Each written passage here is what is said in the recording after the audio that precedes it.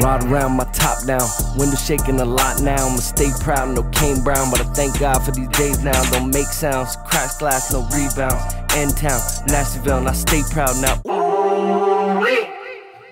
Welcome to Nashville, where the conversations are always nasty. As always, I got my main man, DeMonte, to the right of me. What's up, what's up? We got the one and only Care Bear, where positivity matters.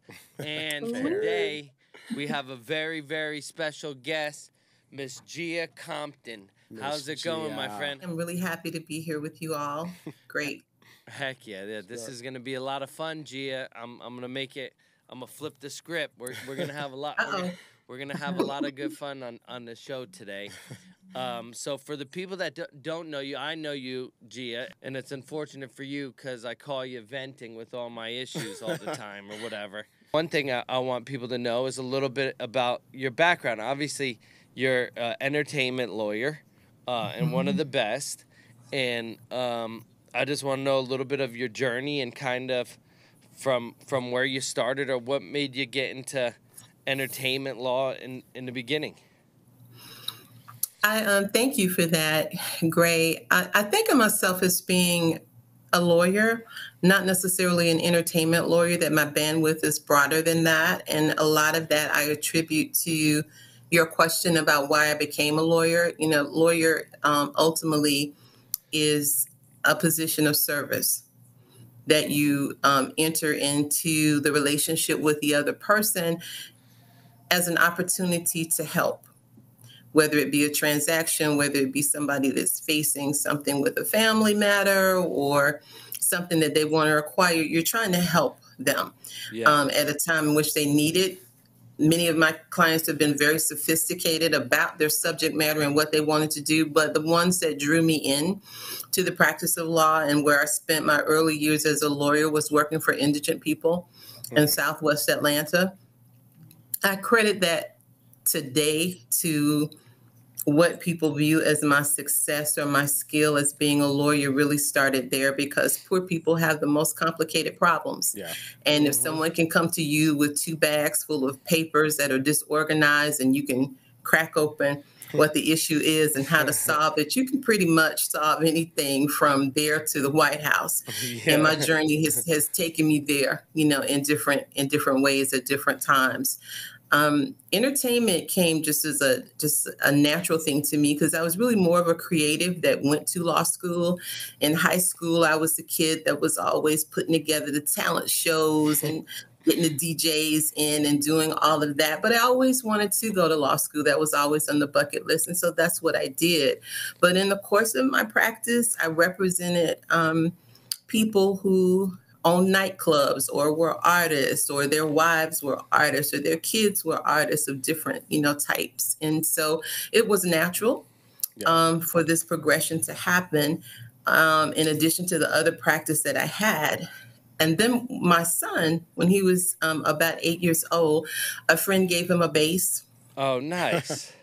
Exactly. Yeah. At the moment, I was sort of looking up at her like, really? Because it looks like you just gave me music lessons to buy, but okay. But then by the time he was 11, he was playing with adults. And I learned more about the bass than I knew there was to know about the bass, kind of, dragging this 8-year-old all over Atlanta, playing with adults and at the jazz festival and different clubs and setting up gigs for him. And just found myself in the company and in the space of musicians a lot. Wow. And all of the things that, come from that.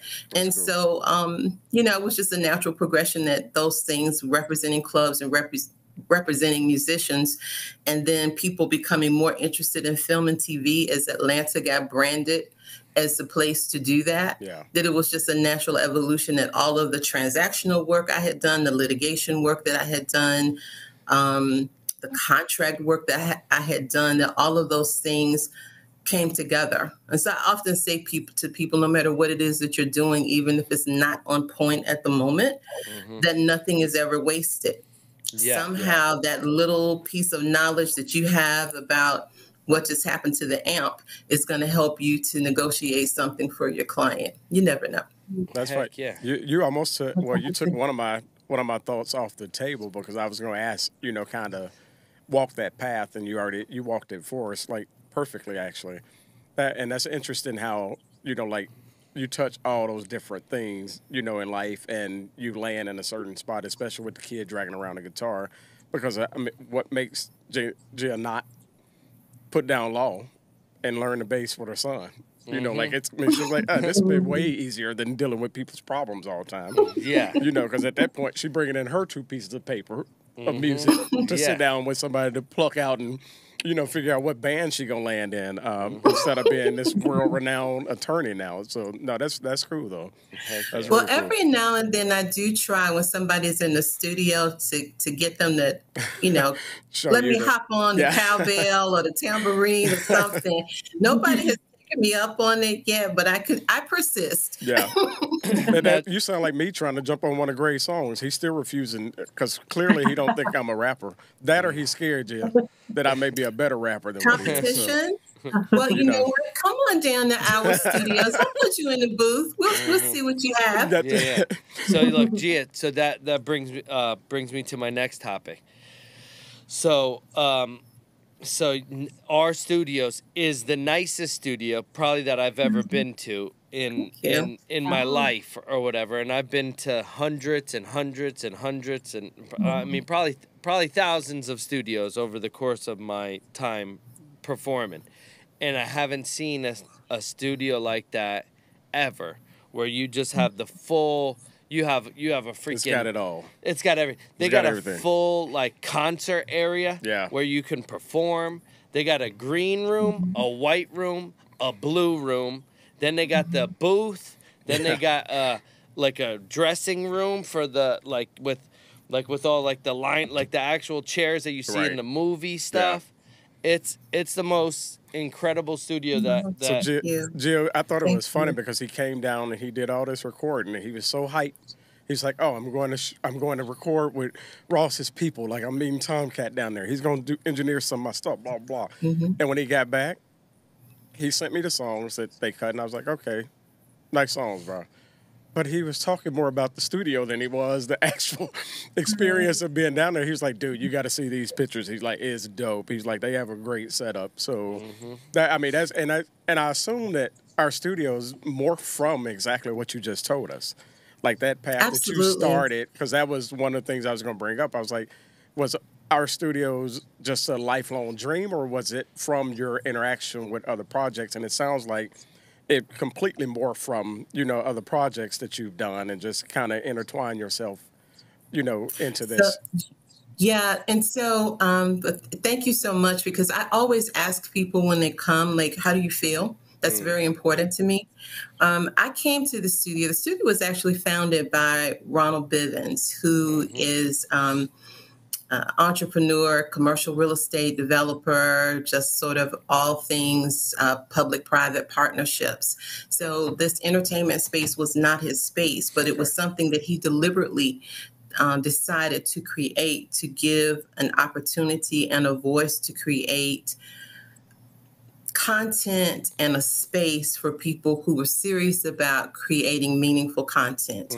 So everything that is here is from the work of his hands and what he decided to do with a portion of what he had manifested in the course of his life to give something stronger in the media than what he perceived it to be. I came here sort of on a lark because I represent different clients, and someone said, "Hey, there's a studio that's opened up there. Have you ever been to?" And I said, "No." He said, "Come over. I want to show you, what's going on over there." So I came, talked with a couple of people that were here, and they said, "Come back the next day, and I want you to talk with the owner." Well, I come the next day, and Ron and I wind up spending, I think, over 6.5 hours just talking. Oh, wow. Because of the synergy about the philosophical core that we found in common with each other, the alignment around the work ethic, the purpose of what we wanted to do in this season of our lives. And so he asked me to come on as his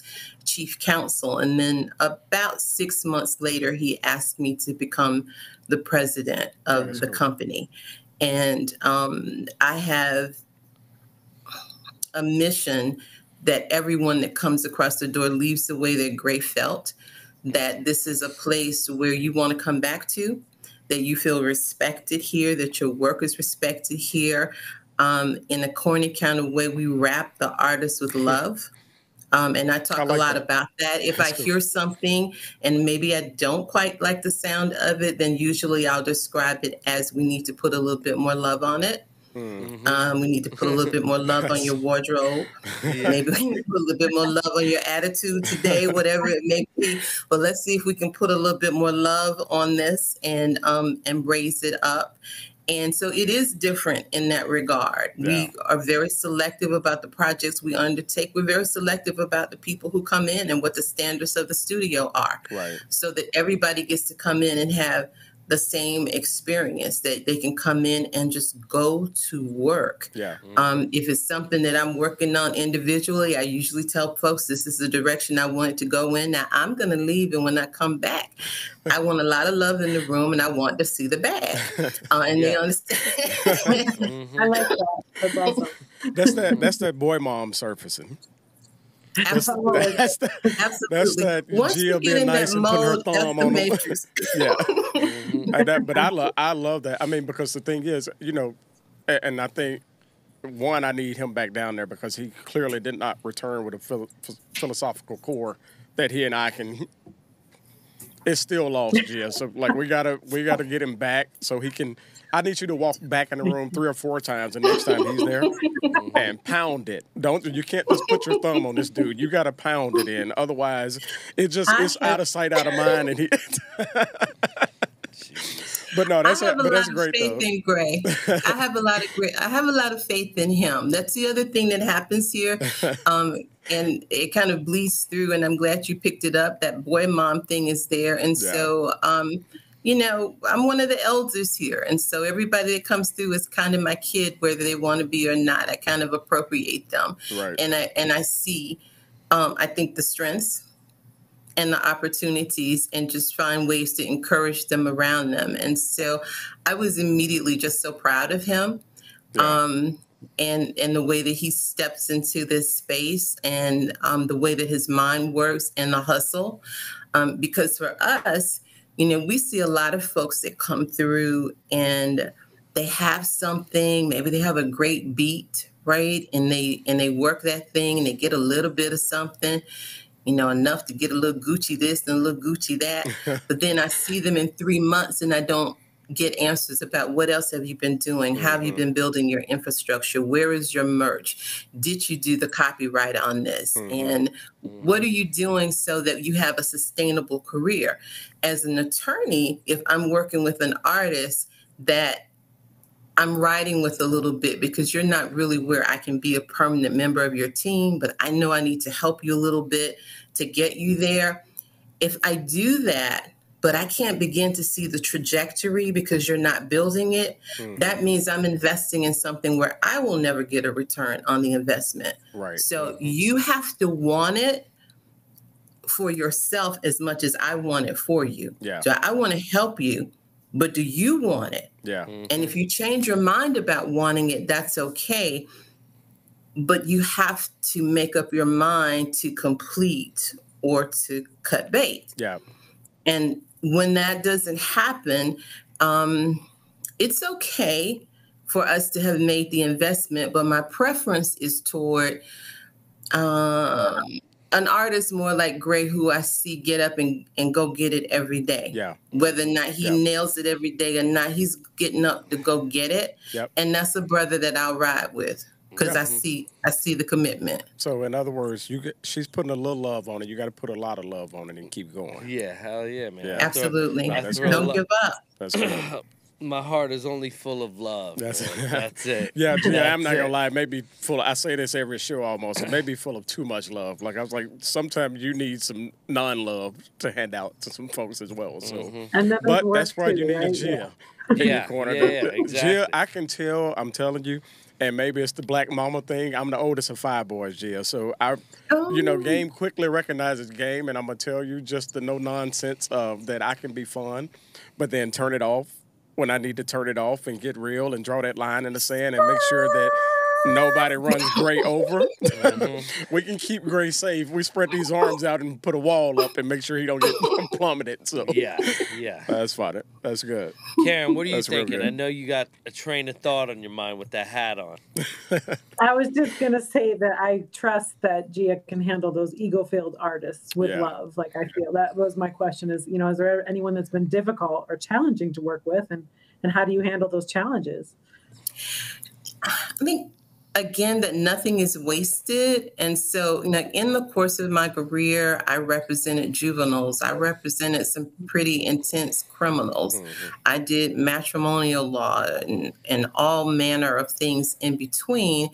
And I've been on the planet for a minute. I'm 62. No. So that's sort of absolutely. So that gives you a lot of scenarios to work through to try to decode what's going on with the person. And when the communication seems difficult, how to back off from it and try to crack at what is really going on. And so I walked with somebody the other day that was seeming to just get a little bit anxious and a little bit frustrated. And so I just found the time in the midst of what we were doing to just take a short walk with them and ask them, what is this? Tell me how you feel when this is said. How is it that we make you feel better about this, or let's get at it? And in most instances, I'm able to crack that. Now, in all honesty, have there been people that is just like, it's not for me? Absolutely. Right. I've been very fortunate to be able to approach this work as a fan. Many of the clients that I've had or people that I've counseled, I've started out as fans. I've heard their music or I've followed them and eventually crossed paths with them and then began to talk with them. Now, whether we always agree about everything, politics or the state of the world, it really doesn't matter. But we spend a lot of time in exchange with one another.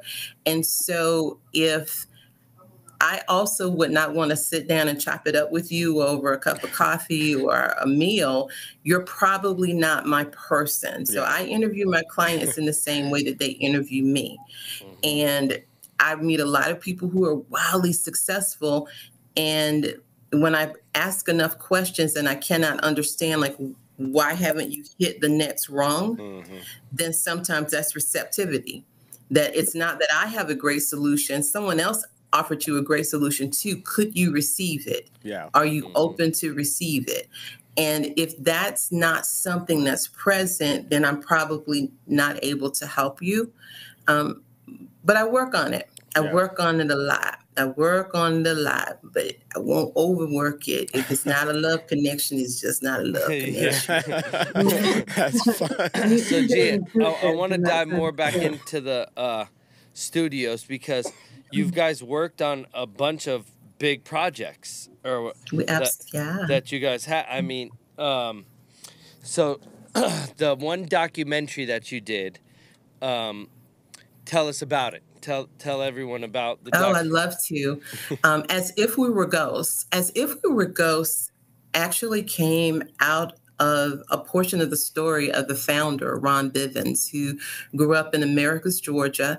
And he wanted to tell the story of athletes, high school athletes such as himself, who came up during the time of civil unrest and segregation that impacted the media.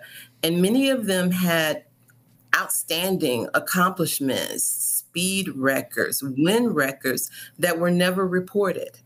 And so they never, in that way, they never received their flowers.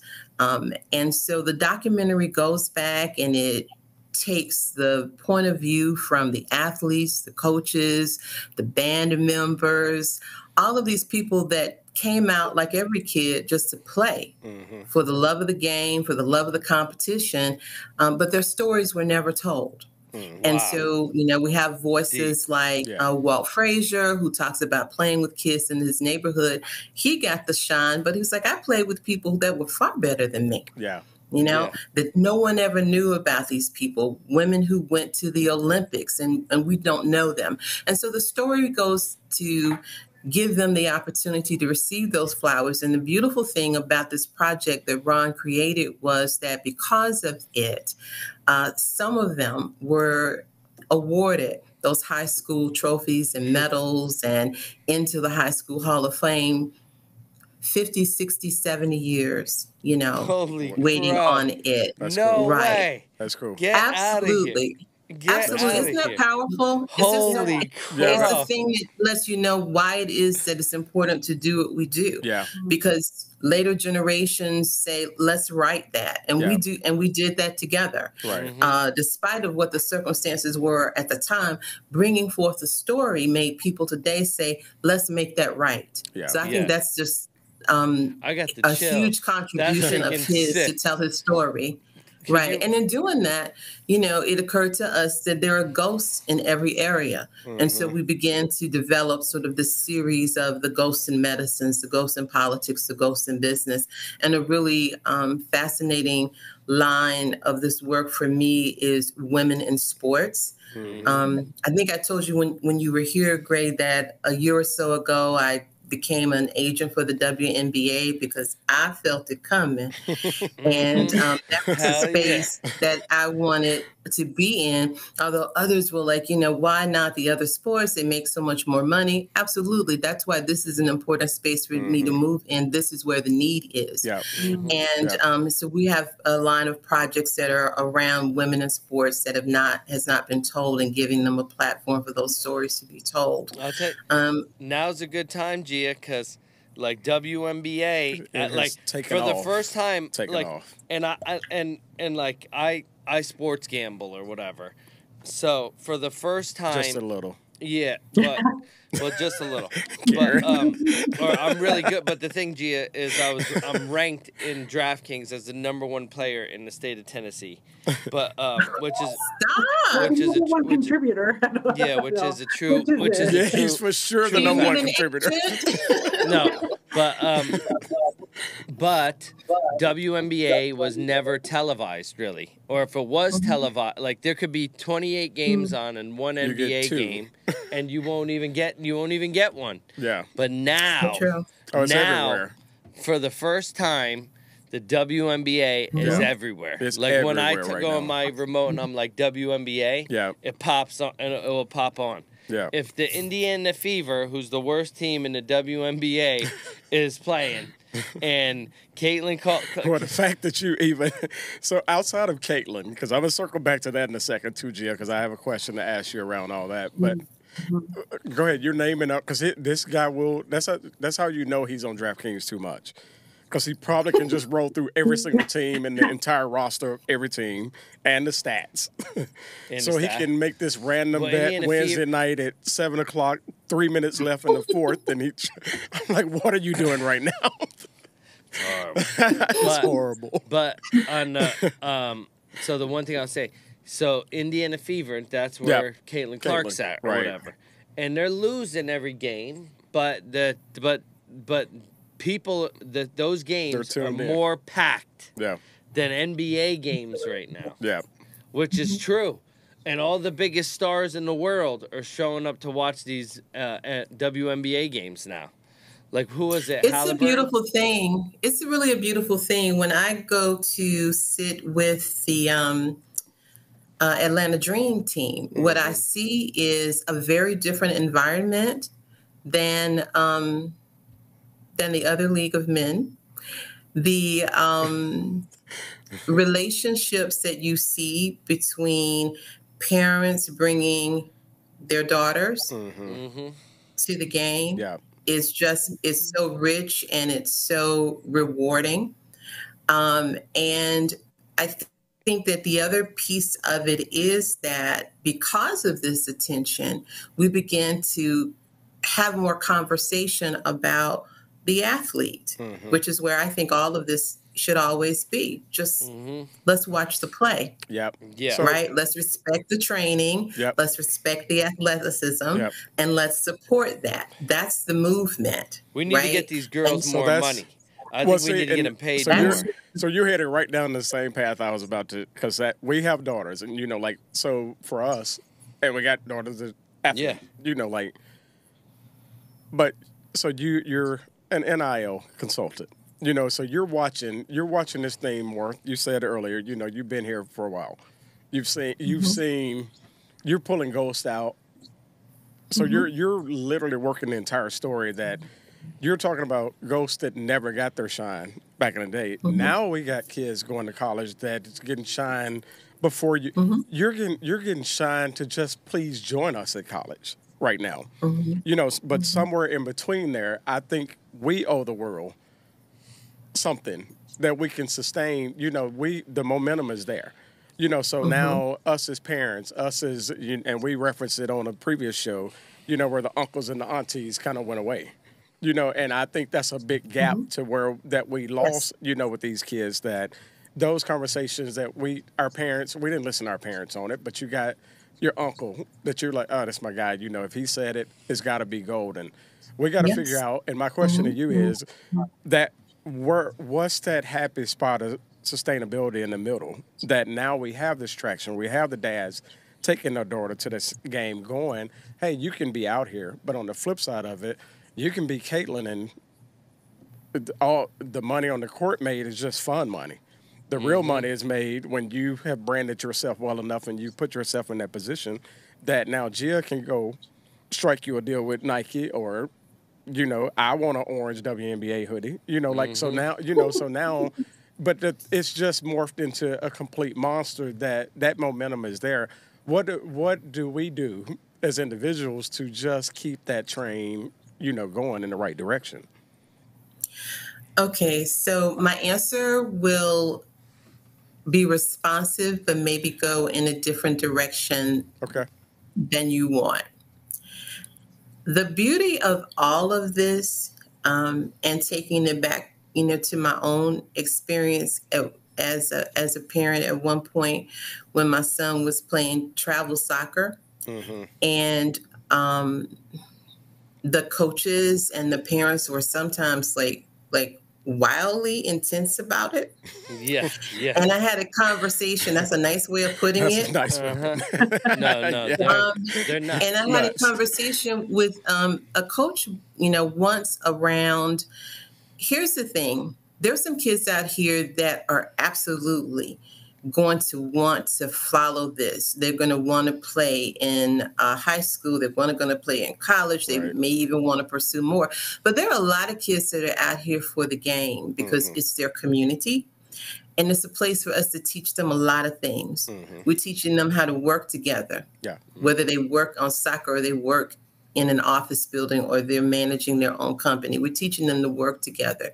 We're teaching them respect of leadership. We're teaching them leadership because we're modeling it for them.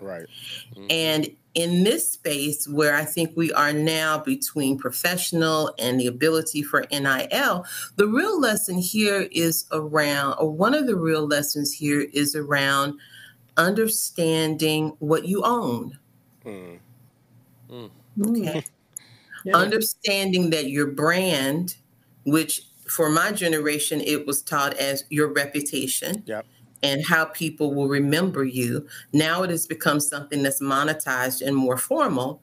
But your brand and what you create in your presence and what you make and how you carry yourself, all of that stuff is potentially an asset for you, whether it is in people politic or whether it is something that you can take to the marketplace.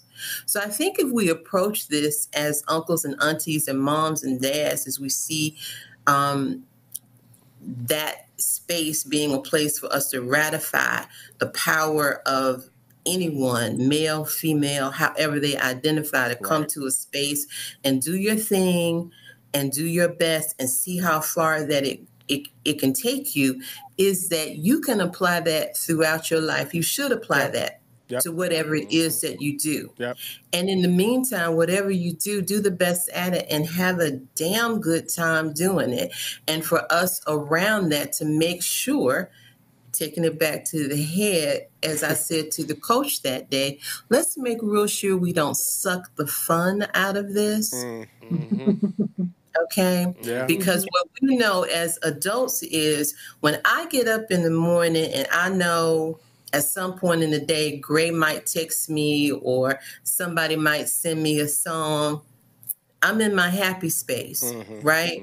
I love doing this. I love watching it. I love being the fan. I love that. At some point, to the earlier question of if I'm dealing with somebody and it's hard to deal with them and it starts sucking the fun out of it, then I'm not wanting to get up for it. And I want to get up every day and go get it. And I want to have a good time doing it. Amen. That makes me put my best foot forward. That makes me give back the energy that my clients want to receive, that I'm promoting them. I'm with them. We are a team. Yeah. I don't get that if the fun gets sucked out of it, whether it be on the soccer field, the boardroom, the courtyard, the courtroom. Let's be real careful we don't suck the fun and the love out of it, because it is for the love of the game, no matter what game it is. I love that. So you may have touched on my question right now with your answer right there. But let's say for the Caitlin Clarks, right? And you're an agent. So you have so Caitlin Clark falls on your lap, which is like an angel falling on, or like you're being nice. But... Yeah, well, I mean, so Caitlin Clark falls on your lap. What advice are you giving Caitlin Clark? Someone that has all the eyes on them in the world. That's a good question. Run the ball. Yeah. Run the ball. Shoot. Thing. Okay. Yeah. Tear it up. Yeah. Don't stop. Don't look back. Yeah. Pass, shoot, run. Go. That's it. Until you don't want to go anymore. Go. Get it. Exactly. Gee, I was going before he threw that extra question in. I was about to take my hat off because I looked around for a tray. I didn't have one to pass around for offering. Since you had just preached such a good sermon, but now now I feel like I need two. So you got to take your hat off too, Greg. No, that's good. That's a good word for certain. Heck yeah. That's really good. Holy crap. That's good. So, Gia, all right, so our studios, again, nicest studio, all of Atlanta, best vibes I've ever been in, period. There's a few other big things that you guys are currently working on still now, right? Like, what are you guys doing as far as... oh, gosh. Like so many things. So many things. Well, we started a theatrical division, and we brought in a playwright in residence because we want to do theater, and we want to film it, and we want to put the classics up, and we want to put them in a format that makes that experience accessible to a different generation of audience. We've got some works in the hopper that we're commissioning to, have done in one act and 2 act plays. So I'm very excited about that. I'm very excited too about sort of the trajectory of all of the planning that we do around our projects always has the potential for real social impact.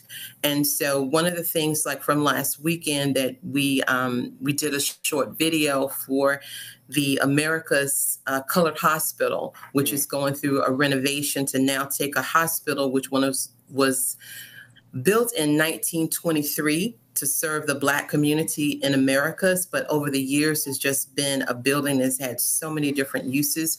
And now it's coming full circle that they are raising the money to put into it to make it a community space and also a health clinic. And so we did a short video to help them with the fundraising aspect of it. And then we're also talking with them about doing the larger story about the movement in Augusta and the doctors and all of the health practitioners that train there. We have a similar project that we're working on with the city of Sparta, which is where Amanda America Dixon, a person that you should know about, was born and became one of the wealthiest Black women in the 1800s because her father left her a sizable estate that was contested by the family, and the jury found in her favor. So it's a tremendous story that talks to us about what it means when the system really works the way that it's supposed to, and people come into the jury box and they listen to the facts and they look at the evidence and they come up with the right decision. It's very compelling to me that they were able to do that in the era that they did, but we seem to struggle with it today. Yeah. And so with that, we're working with, again, developing a film project and perhaps a museum for them there. So, you see the layering of Ron's business experience, real estate experience being wed nicely with the opportunity to bring in the media and bring in, the other aspects of developing plays and theater, musicals and all of that around these topics, so that it's fresh and very different, I think, from the approach of most studios. Hell yeah. That is freaking awesome. Nice. That is awesome. So, like, G is just full of good. G for good. Yeah. G stands for good. I for integrity. Oh, my God. A for awesome. A for awesome. Go on and spit on the mic, sir. Yeah. I told, look, G, I tried to warn you earlier. I got bars. Nobody wants to believe it. I'll let Gray kick it off. I'll close it. I'll kick that door all the way in. The light is on in the booth. You just need to put it on the roll, and we'll wait on you. Oh, Gee, I know my strength, and I know where you will not give me love, and that's me stepping in the booth. So I know where my purpose on life. It ain't that. So. Care, any other thoughts, Care? Well, I was just going to say, I love that you went full circle, because you said in the beginning that theater was your passion in high school, and then you ended up going to law school, and so you're bringing that back. I mean, that piece back to it doesn't seem as common anymore that people talk about, having the theater be. It's usually the recording studio or a YouTube video, but having live, actual people coming to see. I think that's fantastic. I love that. Mm-hmm. Live performance is everything. It leaves you with something to help you make it through the week, I think, that it puts us back in touch with our humanity, our higher self, and we can kind of suspend other things that are on our mind, because it's soothing, it's medicinal, it's interactive, it's all of those things. It's an expression, and it's wonderful when you get to experience that kind of conversation with another person. When I'm listening to an artist, I feel I'm in a conversation with them. They're telling me something about themselves. They're sharing something of themselves, right? And it's wonderful to experience it. I think that's my favorite part about the entertainment business is the stories. Yeah. Everyone likes to hear a good story. Yeah. And it's so funny because they're I agree with you. They're very similar but very different, all of them. Very different. I mean, but I will say it's refreshing to see, you putting the type of effort in. Like I said, I'm trusting Gray. I saw the pictures. I'm trusting my own eyes. The space is beautiful. But to put beautiful work into, and have that passion to make sure that what you're doing in that building is just as beautiful as the design is, I think that's even a bigger piece than you can be. I'm a country boy from nothing, that literally you can put you can do it in a dirt box if you're doing the right thing inside that box, so the fact that you have, a beautiful space and you're doing beautiful work within it, props to you and the entire team for, what you're putting into it. Everyone in the whole entire camp has beautiful souls. Yeah. From Ron to Gia. The whole entire camp is unbelievable. Yeah, that's awesome. So keep going. Yeah, keep going, Gia. We freaking love Thank you, you girl. so much. Yeah, dribble the ball, shoot the ball, run. We're going to tell you the same thing. Yeah. It's no different. Play the game. Just keep going. Exactly. So keep playing the game. Only good things can come from that. That's for certain. I think that's why I vibe with you so well, Gia, is because inadvertently, even though we have basically the same vision, which is to do good for people. And by doing good to people, a lot of good comes back to you. Absolutely. Just like that's actually biblical. Do unto others as you have them do unto yourselves. That's a Bible verse or whatever. And my mother would tell me that every day. Dave, do unto others as you have them do. Over and over and over again every day, so that concept came back to me. And that's what I like to do for my community is go out and show up and put them before me. Be the best and human you can be, man. In return, we all win. Everyone wins as a team. Gia, he's trying to get me to pass the plate again. I'm not. We passed it once already. We already gave our offering, bro. Well, you're not getting one today. In the South, we might say at least 4 times to make sure. Yeah. Make sure. Make sure and very sure. Yes. Let's play a quick game. I'm gonna make this up. Oh God. No. I'm gonna make this up right on the spot because you just mentioned the South. So I'm gonna say it's top 3 down south food plates. Food plates. You and Gia meals? have to answer. Just because I don't like my answers. I'm not from down south. I'm from New Jersey. Yeah. I'm gonna give you the best East Coast meals that you're gonna get. Yeah.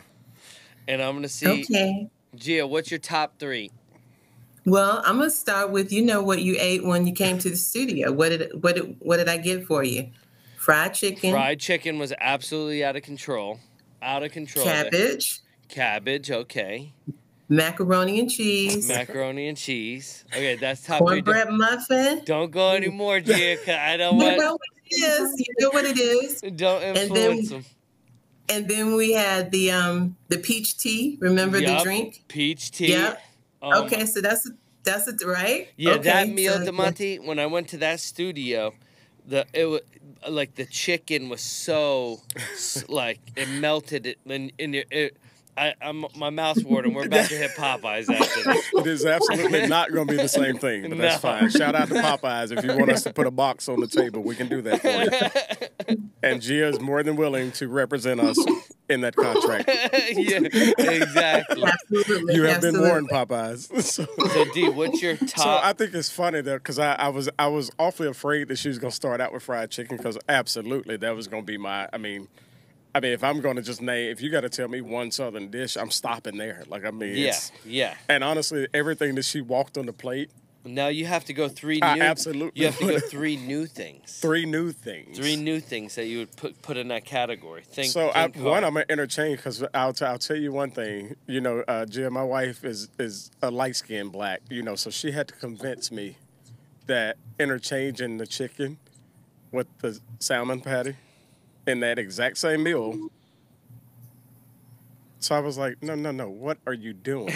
Yeah. Because when I grew up in the hood, 5 boys, salmon patty, rice, and canned biscuits, because it went so much farther than everything else. One mama knew we weren't going to eat no cabbage. I don't care how much we were starving. Wasn't happening. I love it now. But so I was going to interchange out that plate, but absolutely I'm taking that plate all day. The 2-piece, what happened? Oh, do they serve, they sell 2 pieces? I don't even know what that is. If it ain't 3 or more, I'm not doing it. I'm never going, nobody's getting a snack, Gia. Yeah. Gotta have a 2-piece and a biscuit. Come on. 2 pieces and a biscuit. It's a snack, exactly. I'm getting a meal. Well, there you go. You guys looked so intent when you were frozen. Dave was like listening, and DeMonte's like, yeah. No, literally, I saw the blink, and I was like, oh, yep, we're in trouble. Our power is leaving here. Well, good. I'm glad you're back. That wasn't too long. Where we were? All right, so I'll start describing my plate again. Yeah, start picking up your plate right here. Okay, so if I had to go with the next dish or meal, I think you have to put fried catfish there. Okay. As a Southern, some form of green, whatever it is. So if you like collards, if you like mustards, whatever it is, pick your choice. Let's do some yams. Ooh. For a little sweet touch. I love yams. She took my macaroni on the first one. You love macaroni. Still feel You're a big macaroni Yeah, guy. And you know what? I'm going to act like Gia was talking about boxed macaroni. And I'm going to say home. I wasn't picturing that. So we're going to go with my extra cheesy, stringy, homemade mac, with milk poured in and everything, not out the box like what Gia was talking about. We're going to make it like a real what something. Do you think? What about like grits or fried okra Or So I'm not an okra fan. I never have been because they look like snails to me when I was a kid. And my grandma used to boil them, so I thought it was the most ridiculous looking thing in the pot ever. was the okra or Same whatever? with the squash. I've always been a texture person, so like the mushiness of that didn't work for me.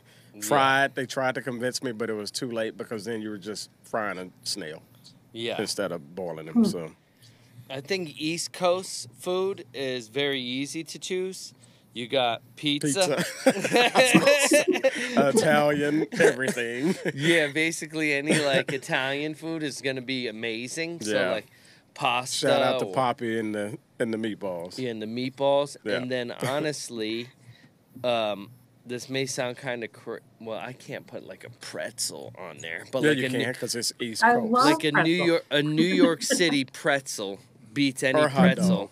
Or hot dog, Yeah. but the hot dogs are so. Yo, I'm gonna chime in here, man. I got it. You're talking food. That's my wheelhouse. I'm from Long Island, not far from Jersey. That's my wheelhouse. All right, let me tell you. There's three things. Any Italian spot. I Yeah. mean, there's no such thing as bad Italian food on the East Coast. No. Then you got bagels. Oh, Yeah, he's You right. gotta And put the now bagel in. a direct tie to that is any good deli, like bacon, egg, and cheese. Yeah. You're not Correct. getting that anywhere else. And then there's one more thing that not Long Island at all.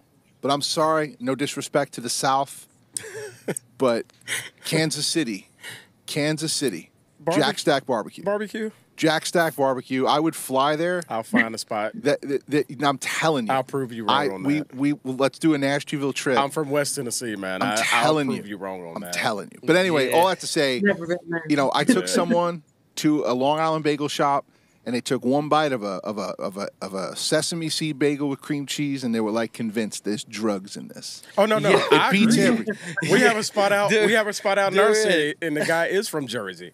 Yeah. And I'm telling you, it is Jersey bagels. It's whatever. night and day. Jersey oven? Jersey oven. I think it's Jersey called. oven is It is fire. like no other. And props to dude.